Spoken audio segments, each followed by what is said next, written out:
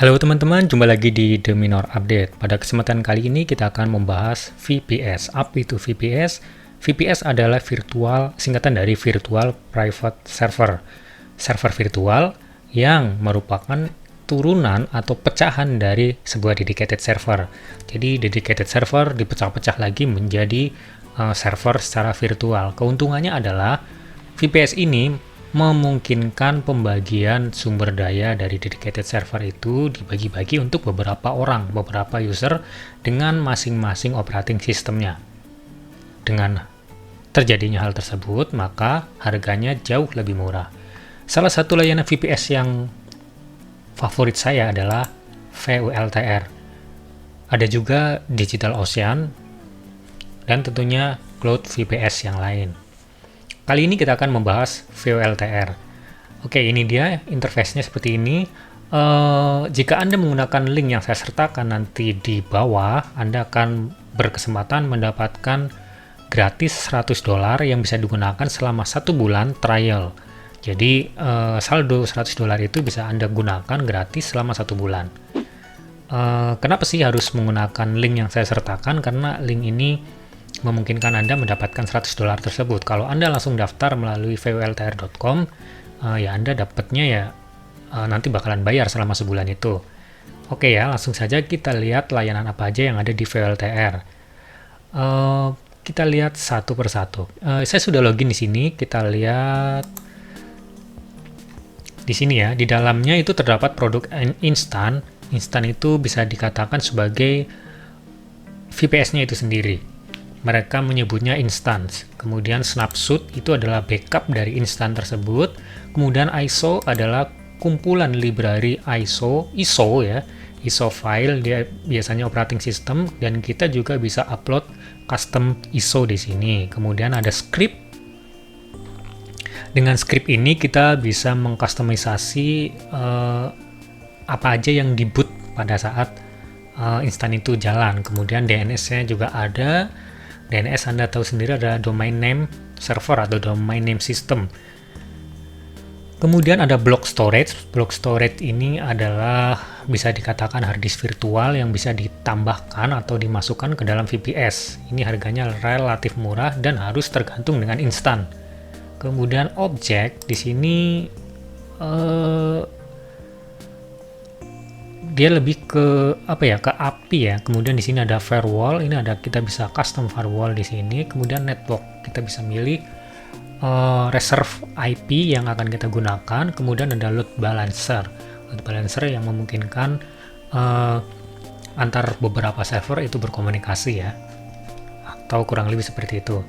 Cara membuatnya gimana sih? Kalau kita sudah berhasil login atau mendaftar menggunakan link yang saya sertakan nanti di deskripsi, kita akan masuk seperti ini dan tentunya nanti saldonya Anda akan mendapatkan $100. Ini saya punya cuma $5 ya. Syaratnya juga adalah kredit $100 itu Anda harus menggunakan debit atau credit card yang valid. Kebanyakan untuk transaksi menggunakan VPS di luar itu kan selalu menggunakan credit card ataupun debit card. Ya, nanti di sini bakalan ada $100. Langsung saja kita coba membuat instan atau VPS-nya. Kita bisa tambahkan di sini deploy new server. Kemudian kita pilih cloud compute. Ini VPS. Di sini juga ada macam-macamnya. Ada cloud compute itu yang standar, kemudian high frequency itu adalah RAM-nya lebih gede dibandingkan paket standar. Kemudian bare metal itu lebih ke dedicated server, harganya juga lebih mahal ya. Kemudian ada dedicated cloud. Dedicated cloud sendiri adalah VPS tapi yang dia sendirian, nggak terbagi-bagi resource-nya. Kita gunakan cloud compute atau yang VPS biasa. Lokasinya mau dipilih di mana, kita pilih yang terdekat aja karena semakin dekat dengan lokasi kita yang ada di Indonesia itu tentunya latensinya lebih kecil. Ini tergantung dari target Anda ya. Misalnya Anda ingin membuat web, targetnya orang luar negeri di Amerika ya, pakainya ya server Amerika yang memungkinkan nanti aksesnya itu jauh lebih cepat jika dibandingkan jika kita menggunakan Singapura tapi targetnya adalah orang-orang di Eropa, itu pastinya akan lebih terasa perbedaannya. Oke ya, saya pilih Singapura karena saya mengaksesnya dari Indonesia. Kemudian ini ada tipe server type, operating sistemnya akan kita gunakan apa. Ada juga aplikasinya yang udah jadi, kita tinggal klik install, udah otomatis. Ini ada CentOS Web Panel, cPanel. Kalau cPanel dia akan mendapatkan charge ya, jadi ada biaya tambahan sebesar $17 per bulan. Kita juga bisa install Minecraft server di sini dan lain sebagainya. Anda tinggal pilih. Kalau saya untuk belajar, kita pilih yang operating sistemnya aja. Ini dia clean install ya. Nanti pilihnya terserah. Ada CentOS, ada CoreOS. Kebanyakan adalah Linux dan Unix system. Kemudian ada juga Windows. Kalau Windows di sini dia juga kena biaya lisensinya. Karena Windows itu nggak gratis ya, jadi ada biayanya yang akan dibebankan. Saya pilih misalnya Ubuntu deh. Ubuntu 20.04 yang 64 bit. Ini pilih yang server size-nya itu ukurannya, misalnya ini 25 GB SSD dengan 1 GB RAM dan 1 core CPU. Kemudian bandwidth-nya adalah 1 TB. Saya pilih ini, harganya $5 per bulan. Kalau Anda menggunakan link saya, otomatis bisa milih yang ini juga bisa ya, karena saldonya kan $100. Kalau saya menggunakan ini aja, karena buat percobaan ya, kita pilih deploy nanti. Kalau misalnya Anda mau menggunakan custom nama hostname-nya bebas, misalnya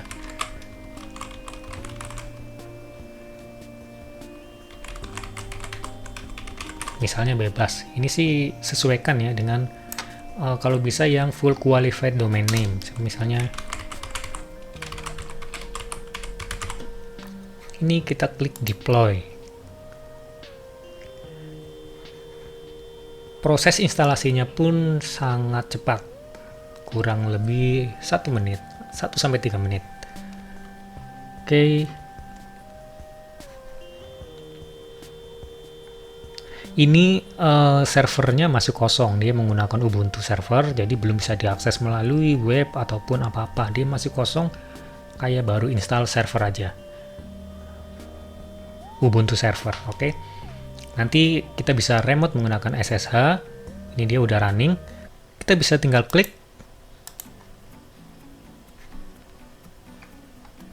Di sini akan muncul detailnya. Ini IP address-nya, oke. Kemudian username-nya adalah root, kemudian password-nya ini di sini. Nanti kita tinggal copy. Caranya gimana loginnya? Anda bisa menggunakan putih kalau di Windows, pilih SSH port 22. Kalau saya di sini menggunakan Linux, kita tinggal gunakan command SSH, kemudian nama usernya root at IP ya. IP servernya 45.76.159 titik 18.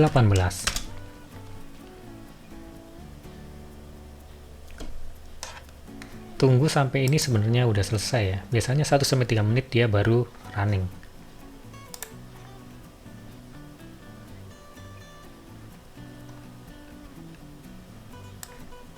Kita juga bisa ngelihat proses di dalamnya. Kita bisa lihat di sini view console. Ternyata ini baru lagi booting, pantesan saja nggak bisa kita remote ya, karena belum selesai bootingnya. Tunggu sampai ini selesai, baru kita bisa login. Oke, kita ulangi lagi. Nah, ini dia, kita bisa login. Dia minta autentifikasi fingerprintnya ya. Kita ketik aja yes. Kemudian passwordnya, ini kita nggak tahu passwordnya apa, bisa dilihat di sini. Copy. Ini kita paste aja, enter. Nah, ini kita berhasil login.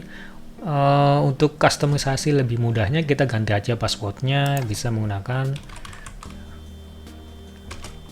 ini udah nggak usah karena udah root ya, password root. Kita masukkan password yang baru.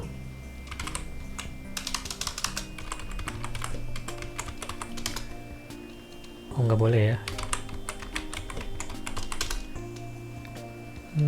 Passwordnya apa ya?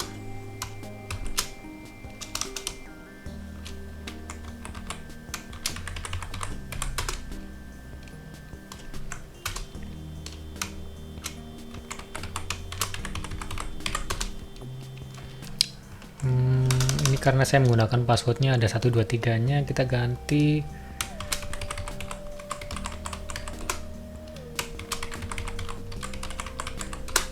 Oke, passwordnya berhasil dirubah.